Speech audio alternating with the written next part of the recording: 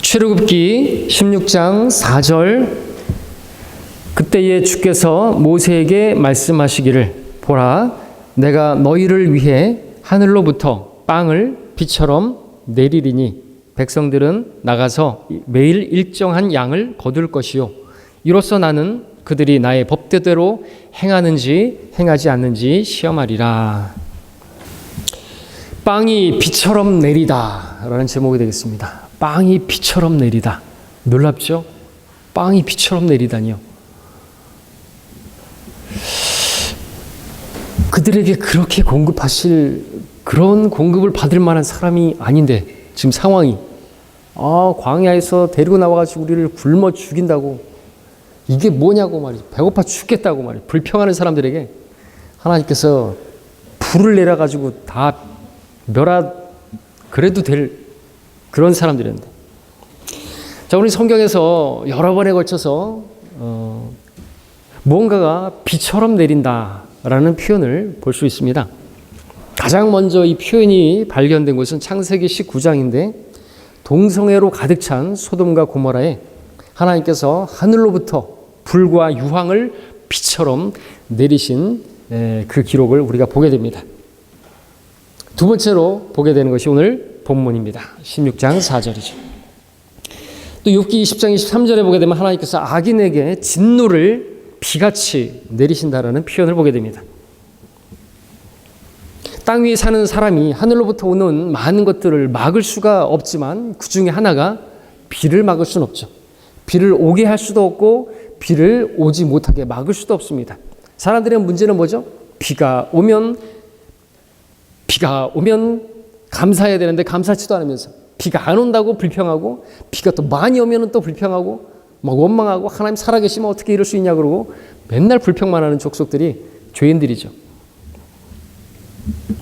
그래서 깨닫게 하시려고 비도 안 주시기도 하시고, 비가 오면 막 억수같이 오게 하시기도 하시고, 그러시는데 말입니다. 자, 비가 내리는 것을 막을 수가 없습니다. 비같이 내린다. 하나님의 심판과 더불어서 많이 나옵니다. 비같이 내리리라. 불과 유황이. 내리는 비를 우산으로 막을 수가 없습니다. 그렇죠? 우산으로 막을 수는 있죠. 빗방울을 몸 적시는 것을 막을 수는 있습니다. 지붕 밑에 숨어서 그 비를 피할 수는 있습니다. 그러나 내리는 그 비 자체를 막을 수 있는 사람은 없죠.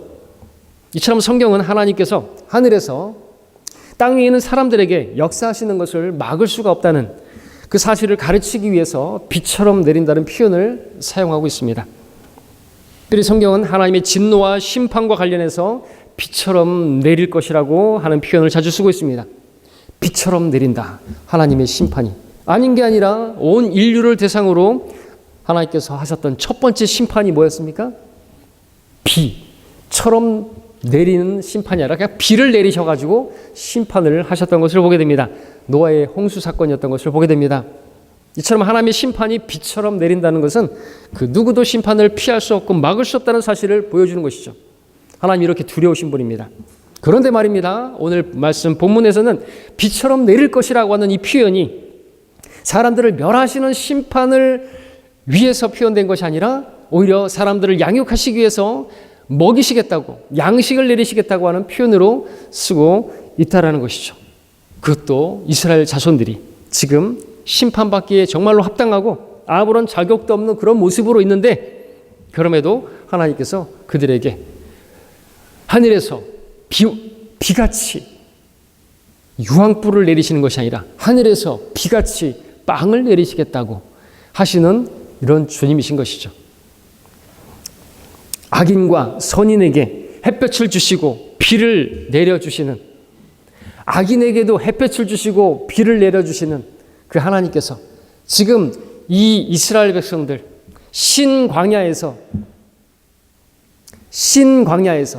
SIN이더라고요. 영어로 보니까 죄죠, 죄. 신광야. 거기서 죄를 짓고 있는데 그들에 대해서, 이 악인들에 대해서 유황불을 내려 비처럼 내리시는 게 아니라 빵을 비처럼 내리시겠다고 말씀하고 있는 것이죠. 그렇게 불평만 하던 자격 없던 이들에게 하나님께서 날마다 아침마다 40년 동안 신실하게 빵을 비처럼 내려주신 분이신 겁니다. 자, 오늘 출애굽기 16장을 통해서 하나님께서 이스라엘을 어떻게 인도하시고 먹이시고 돌보셨는지를 보면서 오늘 하나님께서 우리를 어떻게 인도하시고 먹이시고 돌보시는가를 발견하게 되기를 원합니다. 1절부터 3절까지를 함께 읽겠습니다. 그들이 엘림을 떠나 그들의 여정을 시작하며 이스라엘 자손의 모든 회중이 엘림과 시내 사이에 있는 신광야에 오니 그들이 이집트 땅에서 떠난 후 둘째 달 15일이더라. 이스라엘 자손의 온 회중이 광야에서 모세와 아론에게 대항하며 불평하였는데 이스라엘 자손이 그들에게 말하기를 우리가 고기솥 옆에 앉아있던 때와 빵을 배불리 먹던 때에 이집트 땅에서 주의 손에 죽었더라면 좋았으리라. 너희가 우리를 이 광야로 데리고 나와 이 온 무리를 굶어 죽게 하는도다 하더라. 자, 이스라엘 자손이 지금 이제 이집트를 떠나온 지 몇 개월 됐다고요? 둘째 달 15일이라 그래서 한 2달 반이 지난 시점입니다. 2달 반의 그 기간 동안에 일어났던 일들, 그들의 생애에서 정말로 잊지 못할 충격적이고 놀라운 그런 일들이었지 않습니까? 하나님께서 10가지 재앙으로 이집트의 신들을 다 쳐버리고 그들이 아무것도 아닌 것들을 드러내시고 하나님의 놀라운 권능을 바로 그분이 주이심을 그렇게 보여주셨지 않습니까? 이집트를 나와서는 구름 기둥과 불 기둥으로 그들을 인도하시는 주님을 목격했고 홍해바다 앞에서는 뒤쫓아오던 이집트 군대를 그냥 그들을 두려워해가지고 극심한 공포 가운데 있었는데 하나님께서 바다를 가르시고 그들을 마른 땅으로 지나가게 하시고 그 이집트인들은 그냥 바다에다가 수장시켜버리고 아예 보이지 않도록 그렇게 만들어버리셨던 것이죠. 그리고 마라에서 한 나무를 통하여 쓴 물을 단물로 바꿔주시는 놀라운 또 기적을 보여주기도 하셨지 않습니까? 이렇게 그들은 너무나 놀랍고 신기한 그 일들로 가득한 약 2달 반 동안의 기간을 보냈고 지금도 여전히 구름 기둥과 불 기둥으로 그들을 인도하시는 그걸 바라보고 있으면서도 그 입에서는 영원토록 주님을 찬양할 것만 같은 이들이 불평을 하고 있다라는 것입니다. 그러면 여러분들 믿음이라고 하는 것은요 보는 것으로 형성 안 되는 거예요. 아니 이렇게 많이 보여줬는데 이런 표적을 보여줬는데 쓴물이 단물이 되고 뭐 10가지 재앙 홍해가 갈라지고 놀라운 것 다 보여줬는데 죽은 자가 살아나면 믿을 거라고요? 절대로 그렇지 않다 이거죠. 믿음은 들음에서 들음은 하나님의 말씀에 의해서니라. 뭐 보여줘야 믿는다고요? 아니라는 것입니다. 믿음은 들음에서. 그래서 하나님의 말씀을 우리가 읽어야 되는 것이죠.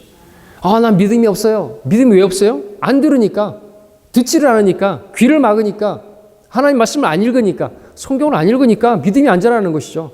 다른 걸 막 씹는 것이죠. 다른 걸 많이 듣기 때문에 믿음이 안 자라는 것입니다. 변명할 수가 없는 것이죠. 그러면 이제 삶에는 뭐만 있어요? 불평만 나오는 거예요. 모든 게 다 매사가 짜증나는 거예요. 하나님을 경배하다가도 이제 뭐 조금만 뭐 불평거리가 생기면은 불평해요.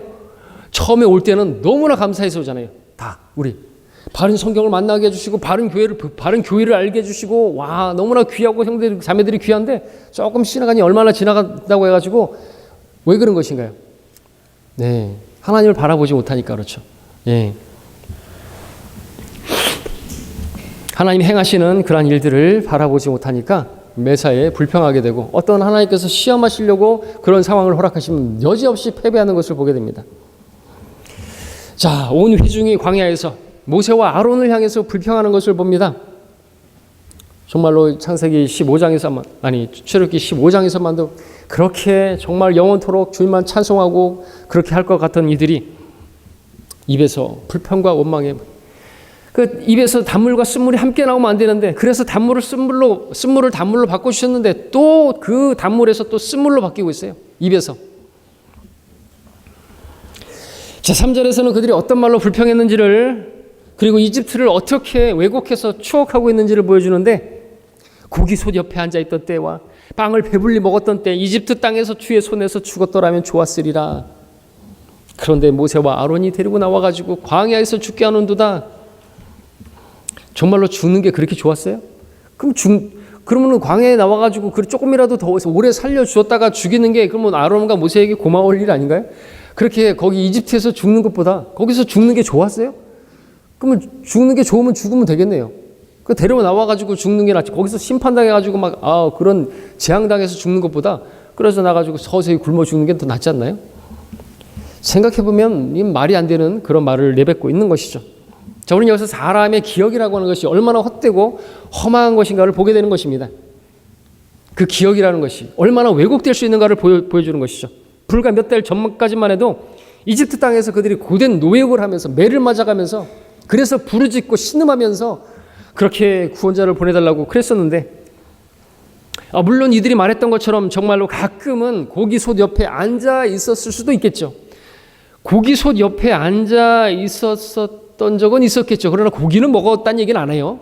솔직하게. 그냥 고기솥 옆에 앉아 있었던 거예요.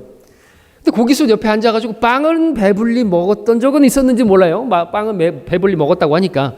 있을 수 있겠죠. 바로의 생일이라든지 이집트의 국경일이라든지 그럴 때 노동하는 그들에게 빵을 좀 배불리 먹여준 날도 있을 수는 있었겠죠.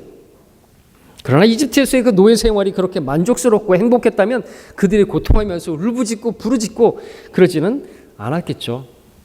그들의 삐뚤어진 왜곡된 기억 속에서 이집트에서의 삶이 참 배부르고 만족스러웠다고 그렇게 추억할지는 모르겠지만 실제로 그들의 노예 생활은 너무나 괴롭고 힘들고 비참했던 것이 사실입니다. 그런데 그들이 주님을 따르는 그 광야 길에서 그러한 이집트가 너무 좋았던 것처럼 이런 헛소리를 짓거리고 있는 것이죠. 지금까지 그들을 구출해내시고 살려주신 그 하나님의 손길과 그 선하심과 그 능력은 다 잊어버리고 광야에서 굶어 죽게 한다고, 우리가 광야에서 굶어 죽어간다고 불평하고 있는 것입니다. 구하면 되는데 불평해요. 기도하면 되는데 불평한단 말이죠. 우리도 이스라엘 자손들처럼 세상에서 의미 없이 정말 하나님 없이 소망도 없이 무거운 짐을 지고 염려와 근심과 걱정 가운데 살면서 그랬던 그 이집트의 삶을, 구원받기 전의 삶을 마치 마냥 평안하고 마냥 배부르고 마냥 만족하고 행복하고 어떤 후회도 없고 마음의 짐도 없었던 것처럼 그렇게 우리의 기억을 왜곡시킬 때가 있어요.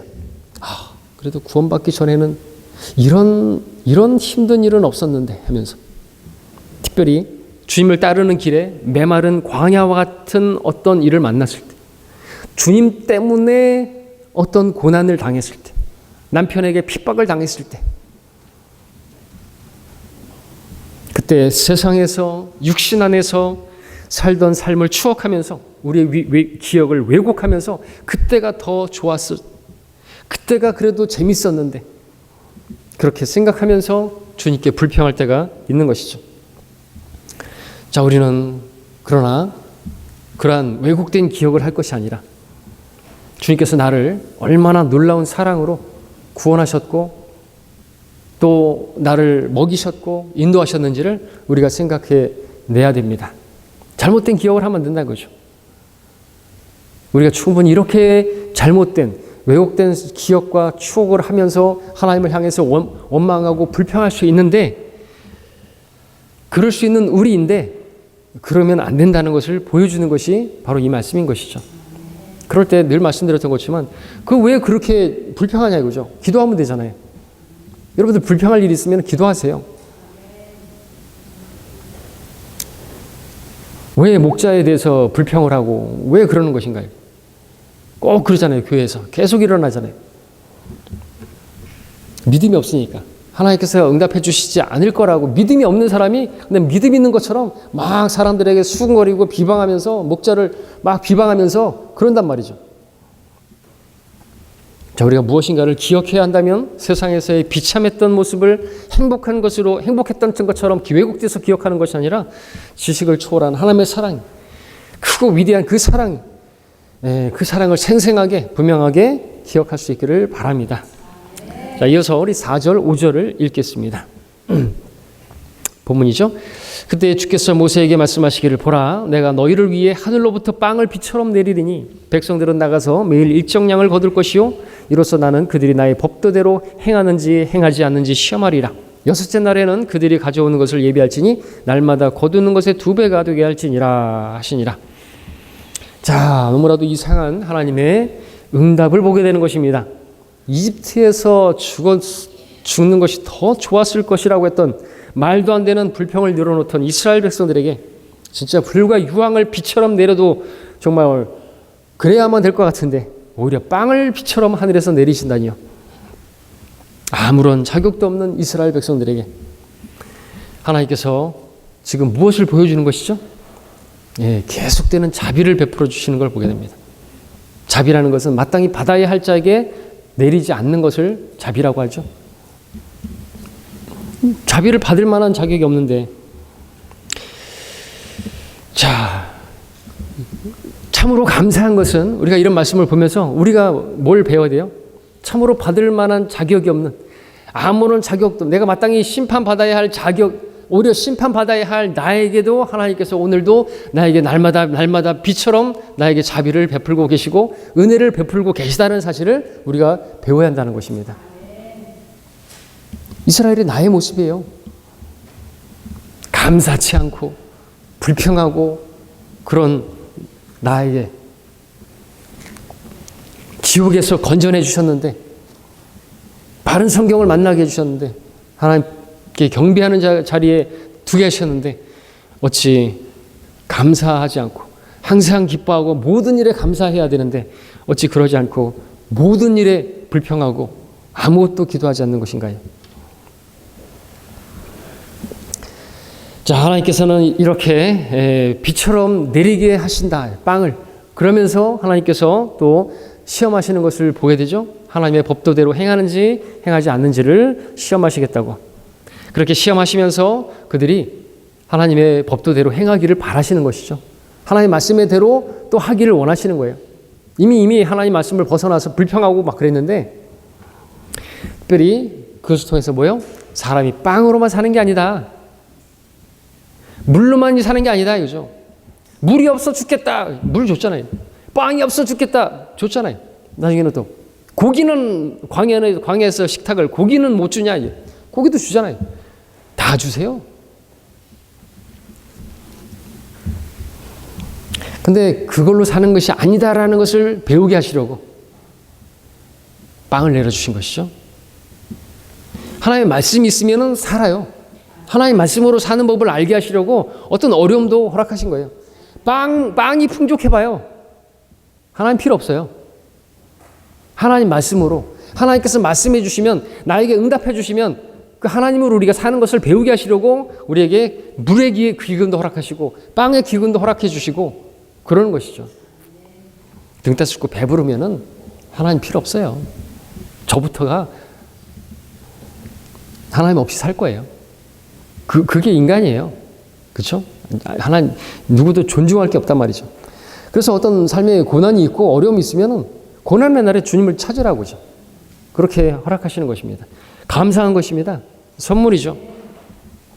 자, 그런 목적으로 하늘에서 빵을 비처럼 내리겠다고 말씀을 하셨는데 말입니다.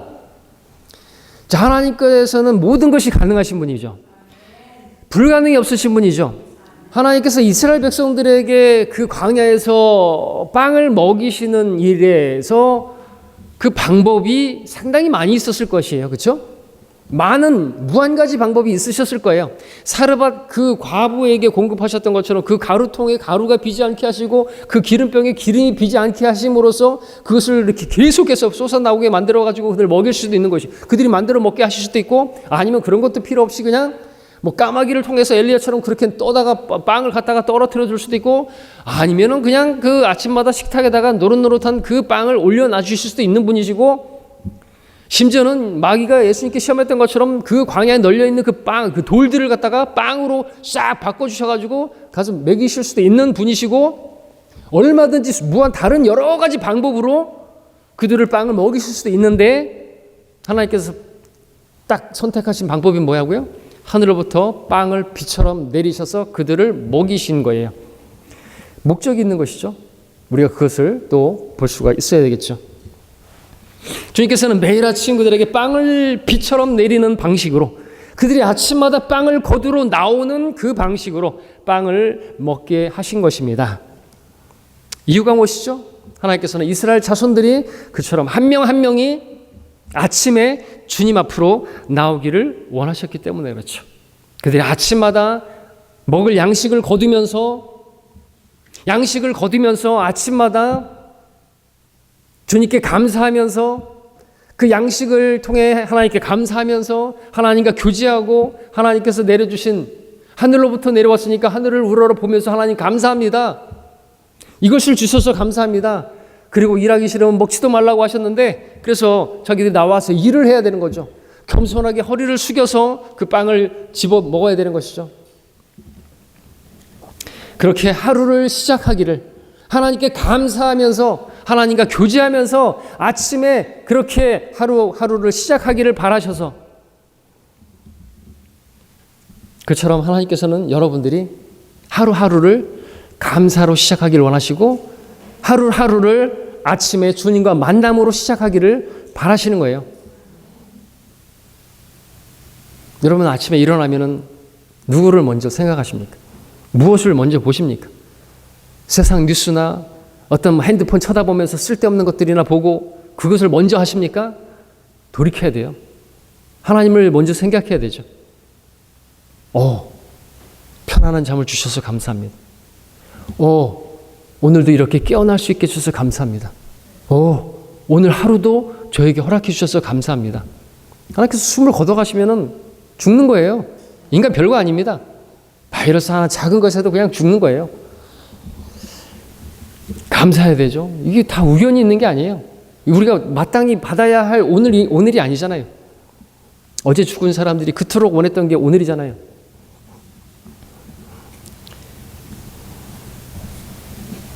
자, 아침마다 그렇게 여러분도 주님과 교제하고 기도하고 영의 양식을 얻기 위해서 주님 앞에 나아가고 무릎 꿇는 여러분이 되시기를 바랍니다. 여러분이 살고자 한다면 말이죠. 무엇으로 살아요? 빵으로 살아요? 빵으로 사시는 분들은 그냥 성경 읽지 마시고 기도도 하지 마세요. 빵만 있으면 빵만 먹고 배부르면 그럼 배부른 돼지가 되기를 원하시는 분들은 그냥 성경 읽지 마시고 하나님과 교제하지 마시고 그렇게 사시기 바랍니다. 그러나 우리는 믿음으로 말미암아 살리라 그랬습니다. 우리는 하나님 말씀으로 믿어서 구원받았고 또 여전히 하나님 말씀을 믿음으로 사는 사람들이에요. 하나님을 믿는 믿음이 있으면 빵도 공급해 주시고 물도 공급해 주시고 고기도 주시는 분이죠. 자, 이어서 6절부터 10절을 보겠습니다. 6절부터 10절까지를 읽습니다. 모세와 아론이 모든 이스라엘 자손에게 말하기를 저녁이면 너희가 주께서 너희를 이집트 땅에서 데리고 나오셨음을 알 것이요 아침이면 너희가 주의 영광을 보리니 이는 주께 대하여 하는 너희의 불평을 그가 들으셨습니다. 우리가 무엇이기에 너희가 우리를 대적하여 불평하느냐 하고 모세가 말하기를 주께서 저녁에는 고기를 너희에게 주시어 먹게 하시고 아침에는 빵을 주시어 배부르게 하시리니 이는 너희가 주께 대하여 불평하는 너희의 불평을 주께서 들으심이라. 우리가 무엇이냐? 너희의 불평은 우리를 대적해서 함이 아니라 주께 대적하여 함이로다 하니라. 모세가 아론에게 말하기를 이스라엘 자손의 온 회중에게 말하여 주 앞에 가까이 나오라. 주께서 너희의 불평을 들으셨느니라 하라 하더라. 아론이 이스라엘 자손의 온 회중에게 말할 때 그들이 광야를 바라보니 보라 주의 영광이 구름 속에 나타나더라. 자, 우리는 이 말씀에서 내가 하는 오늘의 불평이 사실은 사람에게 하는 불평이 아니라 하나님께 대하여 하는 불평이라는 사실을 배우게 되는 것입니다. 3절에서 이스라엘 자손들은 주의 손을 언급하면서 마치 자신들은 주님은 존중하고 참게 주님께서 징계하셔서 내가 차라리 죽는 게 낫지 그러면서 모세와 아론에 대해서는 그들에 대해서 그냥 불평하는 것으로 그렇게 말하는 것처럼 보였지만 사실상 그들의 불평은 주님을 거슬러서 한 불평이었습니다. 아니 사실 따지고 보면 우리가 하는 모든 불평은요 하나님께 대해서 하는 거예요. 왜 이렇게 더워? 그 더운 날씨를 주신 분이 누구죠? 왜 이렇게 추워? 날씨가 왜 이렇게 먹지 않게 구름같이 이렇게 흐리지? 그 모든 걸 누가 주셨는데? 우리가 어떤 사람에 대해서 불평한다면 그 사람을 만나게 하신 분께 대해서 불평하는 거죠. 어떤 상황에 대해서 불평한다면 그 상황을 허락하신 분이 하나님이신데 하나님께 대해서 불평하는 것이에요. 때문에 성경은 우리가 그 모든 일에 감사하라고 말씀하고 있죠. 항상 기뻐하라고 말씀하고 있는 것이죠. 근데 우리는 어땠어요?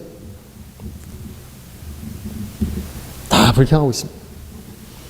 그렇지 않으시죠? 여러분들은? 자, 이 교회를 만나게 해주시고, 형제 자매를 만나게 해주시고, 목자를 만나게 하시고, 우리는 다 감사해야 되는 거예요. 부족하다 할지라도 감사해야죠. 기도하게 하시니 감사하죠. 완벽한 교회 있는가요? 내가 완벽하지 못한데 완벽한 교회가 어디 있어요? 완벽한 교회를 좀 소개해 주시죠. 여긴 더 이상 못 있겠어요. 그래요? 자매님이 거기 가시거들랑 거기 교회에 속하지 마세요. 왜요?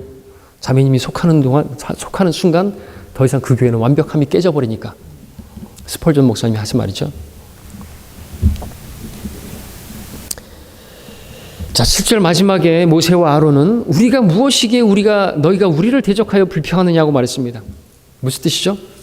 우리가 대단한 사람인데 우리를 대적해서 불평하는 거야? 이게 아니라 아무것도 아닌 우리에 대해서 왜 불평하느냐 이거죠.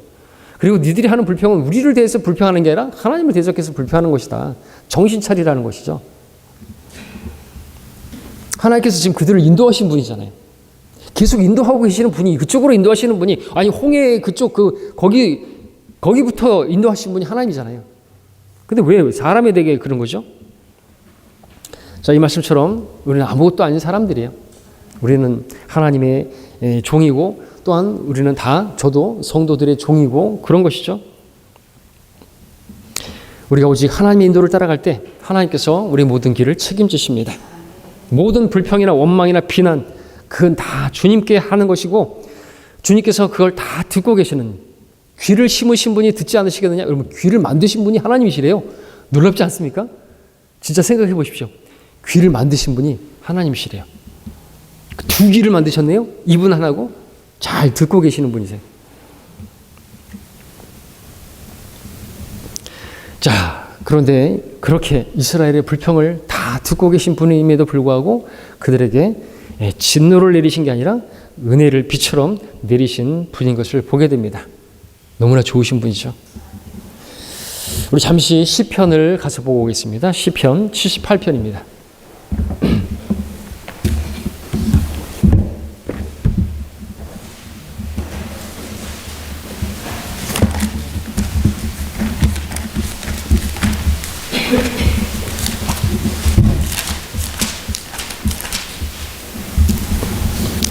(78편) 24절.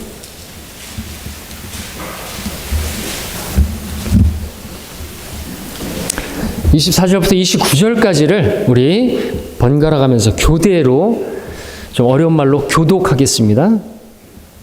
24절부터 29절까지입니다. 제가 먼저 시작하겠습니다.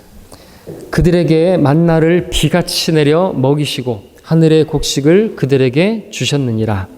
사람이 천사들의 음식을 먹었으며 주께서 그들에게 먹을 것을 풍족하게 보내셨도다. 그가 하늘에서 동풍이 불게 하셨으며 또 그의 권능으로 남풍을 가져오셨도다. 또 그가 그들에게 고기를 티끌같이 내리시며 나는 새들을 바다의 모래같이 내리셨도다. 그가 그 새들을 백성들의 진중 그들의 처소 주위에 떨어지게 하셔서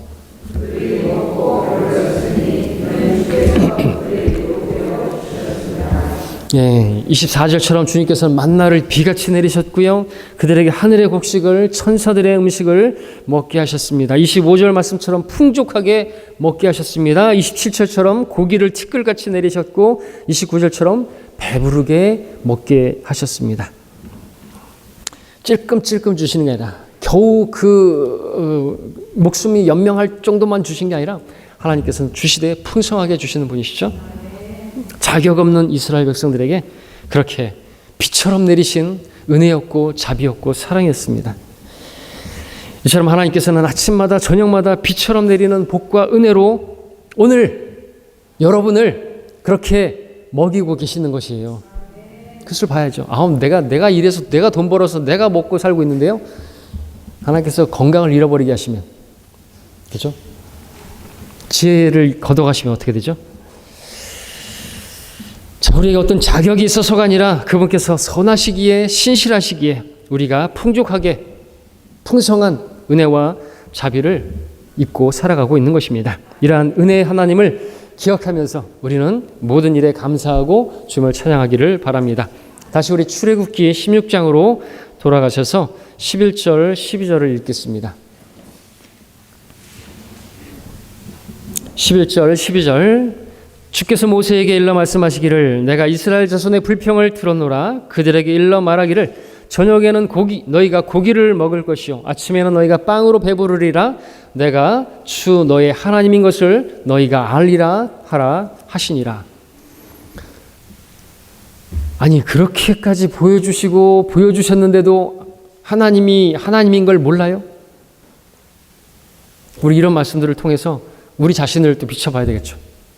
그렇게 하나님을 알 수 있도록 말씀해 주시고 말씀했도록 계속해서 하나님을 알 수 있도록 하나님이 살아계시다는 것을 하나님을 믿을 수 있도록 말씀해 주셨는데도 불구하고 우리가 교회 밖을 딱 나가는 순간 우리는 세상에서 그냥 하나님 없이 살아요. 이게 우리 모습이라는 거죠. 내가 하나님인 것을 너희로 알게 하려 함이라. 내가 주인 것을 너희에게 알게 하리라 말씀하고 있는 것입니다. 자, 하나님께서는 또 이렇게 하시면서 불평하는 그들에게 빵과 메추라기를 비처럼 내리게 하시고 배불리게 먹게 하시면서 하나님이 얼마나 좋으신 분인가를 그들로 하여금 알게 하시기 위해서 바로 그들의 하나님, 다른 누구의 하나님이 아니라 그들의 하나님인 것을 알게 하시기 위해서 알게 하시겠다고 말씀해 주고 계시는 것입니다. 우리도 하나님을 좀 알았으면 좋겠습니다. 하나님을 아는 사람은 어떻게 살까요? 그 입 밖으로 쓴물을 내뱉지 않죠. 그냥 막 그렇게 말하지 않겠죠. 험담하고 수군거리고 비방하고 그러지 않겠죠.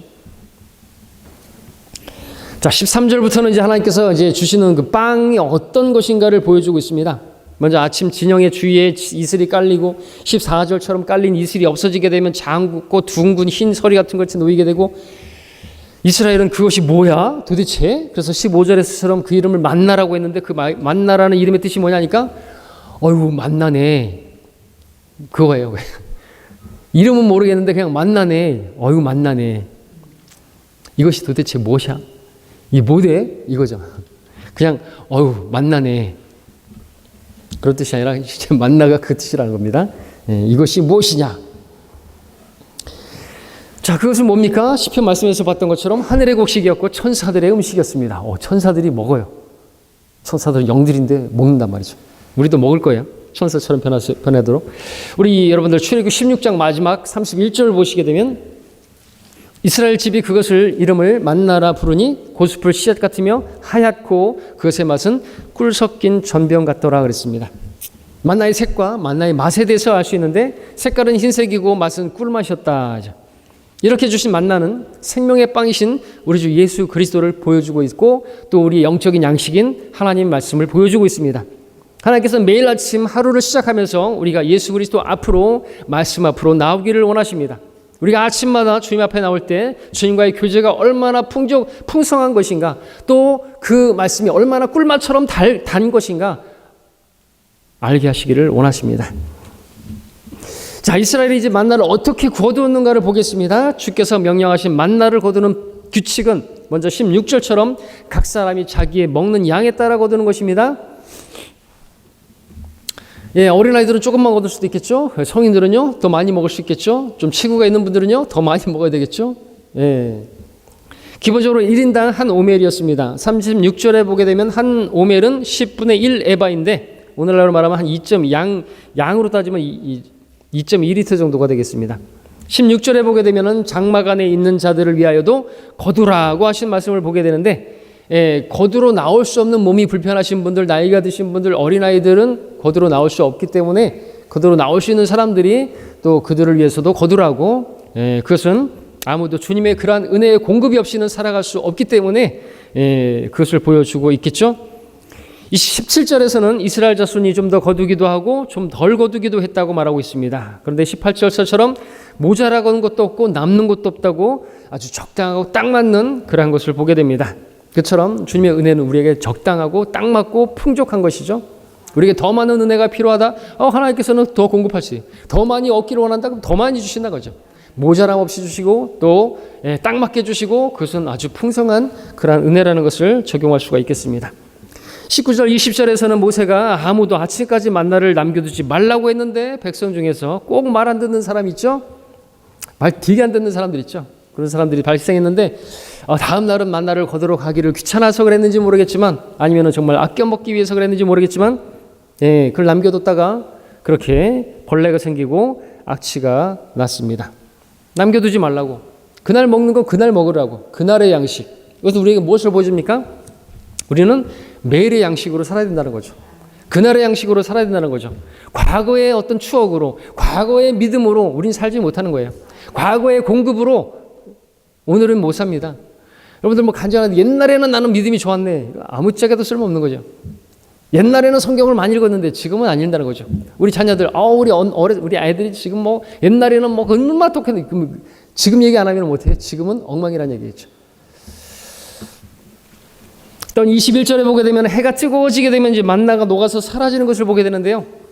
이것은 우리가 하루를 시작하는 아침 시간이 얼마나 귀한가를 보여주는 것이죠. 바쁜 일상 속에서 아침에 주님과 만나서 교제한다는 게 쉽지 않아 보입니다. 그럼에도 하루의 시작을 아침에 주님과 함께 해야 되는 것이죠. 주님 없이는 아무것도 할 수 없고 주님 떠나서는 아무것도 할 수 없고 또 그렇게 아침을 하루의 시작, 우리 주의 첫날을 이렇게 시작하는 것도 이 한 주를 승리하기 위한 것이고 아침을 하나님께 드리는 것도 그 하루를 승리하기 위해서 주님과 함께하지 않고서는 승리가 없기 때문에 너희가 나를 떠나서는 아무것도 할 수 없다고 말씀하셨기 때문에 그러므로 해가 뜨겁게 되기 전에 바쁘고 복잡한 하루 일정이 시작되기 전에 먼저 주님 앞으로 가서 주님을 만나야 되는 것입니다. 긴 시간이 아니라 할지라도 괜찮습니다. 짧은 시간이라도 괜찮습니다. 무릎 꿇고 주님과 교제하시고 성경을 많이 읽지 않아도 좋습니다. 한 장 읽어도 좋습니다. 먼저 주님과 교제하는 것이죠. 다 하고 잘 때 돼가지고 오늘 성경 안 읽었네. 그러고서 성경 읽으면은 나중에는 어떤 일이 벌어지죠? 성경만 펼치면 졸려요. 왜? 자기 전에 맨날 성경 읽었으니까. 성경만 읽으면 이제 수면제가 따로 없게 되는 거죠. 자, 이 시간에도 마찬가지예요. 여러분들 조는 분은 지금 없는데 왜 조는 것이에요? 혹시 저녁에 성경을 읽으십니까? 신문대로 거두는 거겠죠. 아침에 읽으십시오. 이런 아침의 시간을 얻기 위해서 밤에 일찍 잠들기 위해서 포기해야 할 것들이 있다면 버려야 되는 거예요. 가지치기를 해야 되는 거예요. 내가 스스로 가지치기 안 하면 하나님께서 잘라버리십니다. 핸드폰이나 TV나 어떤 취미 활동이나 이런 것들 특별히 또 주말 되면은 주말에 극장, 명화극장, 토요 명화 이런 것들 별의별 스포츠 다들 놀고 그러는 것들을 쳐다보니라고 젊은이들 특별히 마귀가 그걸 하는 거예요. 하나님을 존중한다면 여러분 늘 말씀드리지만 토요일 일찍 주무셔야 되는 거예요. 주무시는 게 아니라 자야 되는 거예요. 젊은이들 특별히. 주무실 분들은 또 빨리 일찍 주무시고요. 나이 드신 분들은 할 일 없으니까 일찍 주무시지만 젊은 사람들 이거저거 세상에 기웃거리다가 교회 와가지고 예배 시간에 졸고 앉아 있으면은 그건 하나님을 존중하는 게 아니라는 것이죠. 쳐낼 건 쳐내야 되는 거예요. 아니면 하나님께서 쳐내십니다. 잘라버리세요. 교회에서도 잘라버리실 수가 있어요. 자, 우리 22절부터 30절까지는 함께 또 번갈아 가면서 읽겠습니다. 긴 내용인데요. 22절부터 30절까지 제가 먼저 읽겠습니다. 여섯째 날에는 그들이 한두 사람의 한 오멜씩 2배의 빵을 거두며 회중의 모든 지도자들이 와서 모세에게 고하더라. 모세가 그들에게 말하기를 이것이 주께서 말씀하신 것이라 내일은 주께 거룩한 안식일의 휴식이라 너희가 오늘 구울 것은 굽고 끓일 것은 끓이고 남은 것은 남겨서 너희를 위하여 아침까지 간수하라 하더라. 그들이 모세가 명한 대로 그것을 아침까지 남겨 두었으나 악취도 나지 않고 거기에 아무 벌레도 생기지 않았더라. 모세가 말하기를 오늘 그것을 먹으라. 오늘이 주께 안식일이니 오늘은 너희가 그것을 들에서 얻지 못하리라. 6일 동안은 너희가 그것을 거둘 것이나 7일째는 안식일이니 그날에는 아무것도 없으리라 하더라. 백성 중 몇 사람이 7일째에 거두러 나갔으나 아무것도 걷지 못하더라. 주께서 모세에게 말씀하시기를 너희가 언제까지 나의 계명들과 나의 법도들을 지키기를 거부하겠느냐. 보라, 주가 너희에게 안식을 주었노라. 그러므로 주가 여섯째 날에 이튿날에 빵을 너희에게 주시나니 너희 각기는 각기 처소에서 일곱째 날에는 여기 처소에서 아무것도 나가지 말지니라 하시니라. 그러므로 백성이 7일째에 쉬니라. 여기서 또 하지 말라는데 또 해고 있어요. 그죠? 일곱째 날 가지 말라는데 또 가요. 하여튼 하지 말라는 거 꼭 청개구리 같이 하는 사람들 있죠. 자, 안식일에 대한 내용이 나옵니다. 하나님께서 7일째에 이스라엘에게 안식일을 주셨습니다. 이스라엘이 매일 아침 만나를 거둬야 했는데 6일째는 2배의 만나를 거두러 갔고 그 다음에 7째 날에는 안식을 주셨습니다. 평소에 만나를 그렇게 다음 날까지 아침까지 남겨두면은 썩고 악취가 났는데 안식일에는 그렇지 않았습니다. 하나님께서 하신 말씀대로 됩니다. 자, 여기서 안식일이 보여주는 것은 뭡니까? 우리 주 예수 그리스도를 보여주죠. 안식일에 이스라엘 백성들이 그 장막 안에서 만나를 먹으면서 안식했던 것처럼 오늘날 우리는 주님 안에 거하면서 주님과 교제를 누림으로 우리는 영의 안식을 누리고 있는 것입니다. 이스라엘은 7째 날, 그 안식일, 우리는 주의 첫날.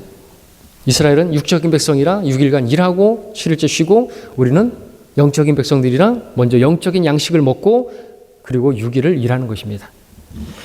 주님께서 하늘로부터 오는 생명의 빵으로 우리의 양식이 되시고 또 우리에게 참 안식이 되시는 그러한 분이신 것이죠. 우리가 날마다 생명의 공급이 되시고 안식과 평강이 되시는 주님을 누리면서 이 광야와 같은 이 길에 이 땅에서 순례자의 여정을 힘차게 걸어가기를 바라는 것입니다. 이제 마지막으로 32절부터 35절까지를 제가 빠르게 읽겠습니다. 모세가 말하기를 이것은 주께서 명령하시기를 그것을 한 오멜 채워서 너희 후대를 위하여 간수하라. 이는 내가 이집트 땅에서 너희를 데리고 나올 때 광야에서 너희를 양육하였던 빵을 그들로 보게 하려 함이니라 하시는 것이라 하고 모세가 아론에게 말하기를 항아리를 가져다가 그 속에 만나 한 오멜을 가득 채워서 주 앞에 두고 너희 후대를 위해 간수하라 하니 주께서 모세에게 명령하신 대로 아론이 그것을 증거판 앞에 두어 간수하니라. 이스라엘 자손이 사람이 거하는 땅에 이를 때까지 40년 동안 만나를 먹었으니 그들이 가나안 땅의 경계에 올 때까지 만나를 먹었더라. 하나님께서 모세에게 만나를 항아리에 담아서 간수하라. 이유가 무엇이에요? 이스라엘 다음 세대에게 하나님께서 어떻게 그 광야에서 그 조상들을 그 부모를 먹였는지를 볼 수 있게 하기 위함이었던 것입니다. 이처럼 하나님께서는 계속해서 우리가 보는 말씀 뭡니까? 우리 다음 세대에게 우리 자녀들에게 하나님이 어떠한 분이신가를 알게 하라고 보여주라고 말씀하고 계시는 것이죠. 우리 자녀들을 돌아보라고 자녀들의 영적인 양식도 우리가 공급하라고 말씀하고 계시는 것입니다. 하나님께서는 이스라엘 자손이 약속의 땅에 이를 때까지 40년 동안 만나를 매일같이 비처럼 내려 먹게 하셨습니다. 이처럼 우리가 이 땅의 모든 수고를 그치고 주님의 왕국에 이를 때까지 오직 생명의 빵이신 예수 그리스도를 영의 양식으로 삼고 주님과 함께 믿음의 길을 이 광야의 시절이 끝날 때까지 그렇게 걸어가기를 원합니다. 오늘 우리는 빵이 비처럼 내린 이 출애굽기 16장 말씀을 살펴봤습니다. 이스라엘 자손은 모세와 아론에게 먹을 것을 달라고 불평을 했는데 그 불평은 하나님께 대한 것이었습니다. 이스라엘의 불평을 들으셨던 하나님께서는 그들에게 불과 유황을 비처럼 내리신 것이 아니라 빵을 비처럼 내리셔서 먹이셨습니다. 저녁에는 메추라기 고기를 먹게 하셨고 아침에는 만나라는 꿀맛 같은 하늘의 양식을 먹게 하셨습니다. 하나님께서는 이스라엘 각 사람이 아침마다 나와서 만나를 거두게 하셨고 그렇게 아침마다 나와서 주님과 감사하며 그렇게 하루를 시작하기를 원하셨습니다. 하나님께서 허락하시는 그 하루 또 감사로 시작하기를 바라시고 그렇게 하나님과 교제하기를 바라셨습니다. 그 양식을 먹으면서 감사하기를 그처럼 우리도 날마다 눈 뜰 때마다 그렇게 주님 앞에 감사로 나아가기를 바라십니다. 하나님께서 오늘도 나를 살게 하시고 오늘도 하루를 허락하시고 오늘도 나에게 은혜를 베푸실 줄로 믿고 그렇게 하나님께 감사하며 하루를 시작하시길 바랍니다. 안 그러면 여러분들 그날은 실패로 돌아간 것이에요. 마귀가 여러분의 그 하루를 빼앗아가시게 된 거죠. 우리의 빵이 되시고 안식이 되시는 주님을 풍성히 만나게 되기를 바랍니다. 자, 이제 마지막으로 호세아 6장 3절을 읽고 마무리하겠습니다. 호세아 6장 3절입니다.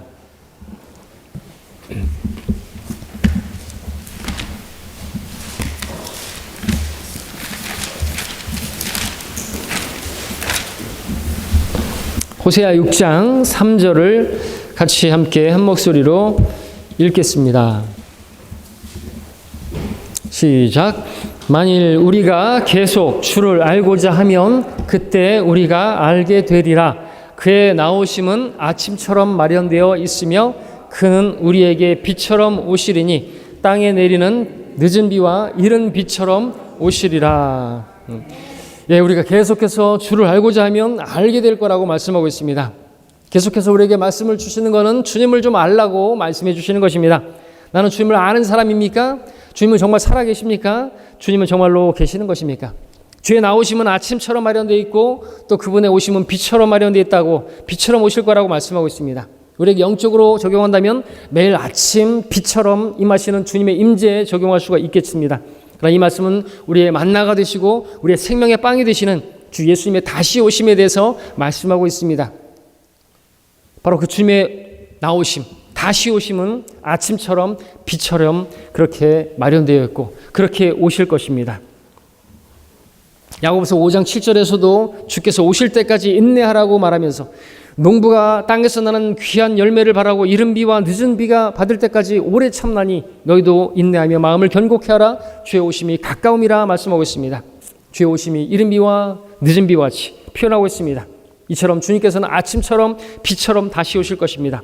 우리가 아침마다 비처럼 내리는 주님의 풍성한 은혜로 믿음의 길을 걸어가고 또 아침처럼 비처럼 다시 오실 주님을 인내로 기다리면서 이 메마른 광야에서 주님과 동행하면서 그렇게 믿음의 길을 걸어가는 우리 모두가 되기를 바랍니다.